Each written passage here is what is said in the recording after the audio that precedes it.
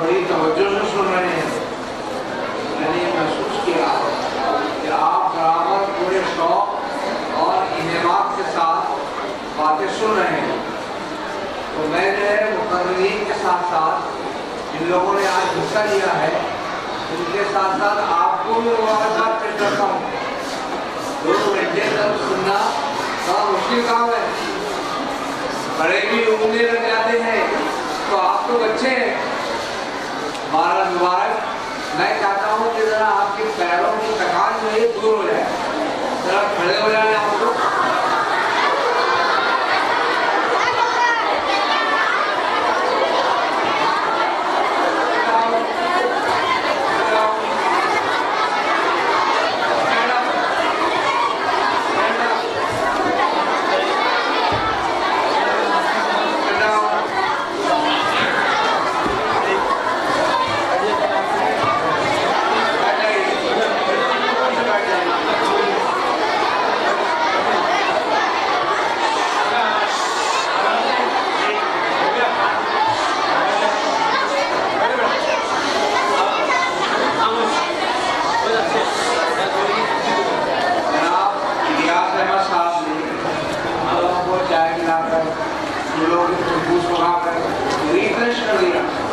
आप लोगों ने रिफ्रेशमेंट का भी कुछ सामान होना चाहिए।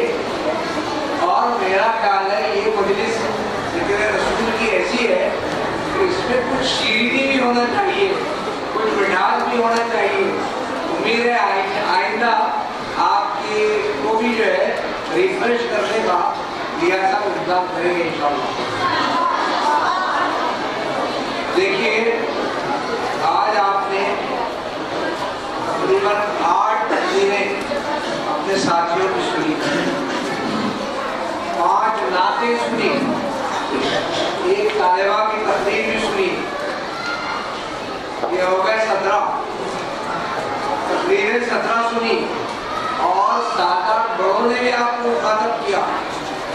2 घंटे के प्रोग्राम में इतनी सारी चीज़ों को माशाअल्लाह मुंतज़मीन ने जमा कर दिया और आपके सुनने समझने के लिए बड़ा सामान फराहम किया। मैं तो आपकी खिदमत में रश कर रहा था। मैं पहली से लेकर 10वीं जमात तक कभी भी हमारे स्कूल में जहाँ हमने पढ़ा एक मरतबा भी इस तरह का जलसा नहीं हुआ। और आप कैसे खुशनसीब हैं कि हर साल तकरीबन आपको सीरत रसूल के उन्वान से, सीरत नबी के उन्वान से आपके स्कूल में जलसा होता है। बड़ी अच्छी अच्छी बातें सुनने को मिलती हैं।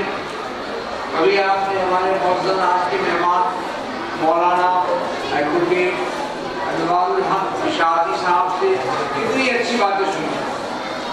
पहली बात उन्होंने जो कही कि आप स्कूल के अपने कोर्स में भी सीरत पर कुछ ना कुछ पढ़ते हैं।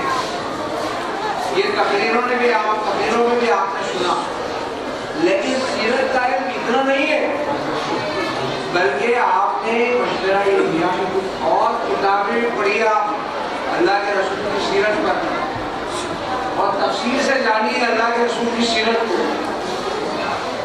बहुत अच्छी किताबें हैं, बच्चों के लिए भी है, दरमियानी उम्र के लोगों के लिए भी है। एक किताब का नाम आपने सुना होगा, हादी आज़म सल्लल्लाहु अलैहि वसल्लम, 2 हिस्सों में है। इसका मौका मिला तो आपकी स्कूल की लाइब्रेरी में होगी और स्कूल की लाइब्रेरी में सीरत पर और भी किताबें होंगी, उसको जरूर पढ़िए।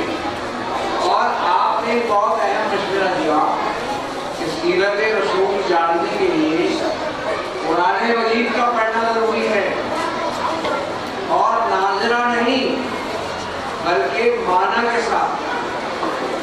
तो आप माना के साथ पढ़ने की आदत करेंगे।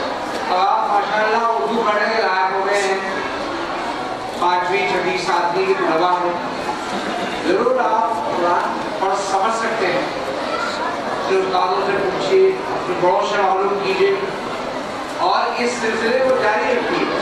इसीलिए आपके स्कूल में जो कुछ कुरान आप हिफ्ज़ करते हैं, चंद सूरतें 15, 16, 20 सूरतें आप जो भी हिफ्ज़ करते हैं, تو آپ کو ترجمے کے ساتھ یاد کرایا جاتا ہے، اس لیے کہ آپ کو قرآن کو سمجھ کر پڑھنے کی شروع سے عادت ہو، اور جیسے جیسے آپ بڑے ہوں مزید آپ قرآن کا مطالعہ کریں، قرآن کا علم حاصل کریں۔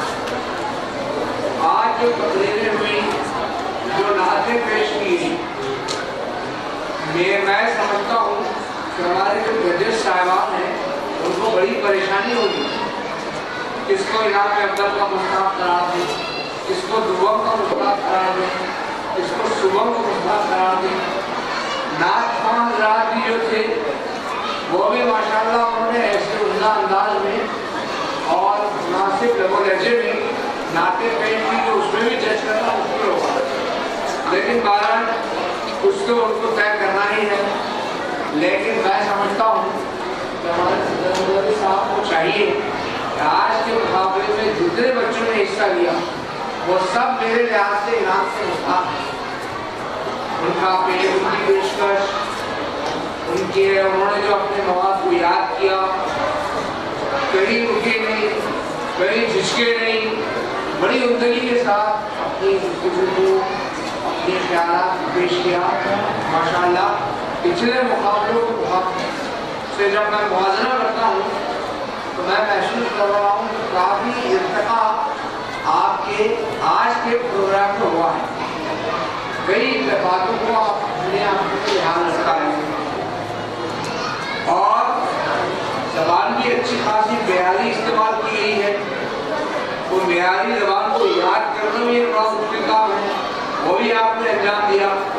بہرحال اس لحاظ سے آپ سب لوگ جو مقررین ہیں وہ مبارکباد کو مستحق ہیں، اور میں سمجھتا ہوں جو باتیں آج آپ نے سنی ان سب باتوں کو آپ غور کریں گے اور اللہ کے سکیل کا مزید اعلیٰ کریں گے۔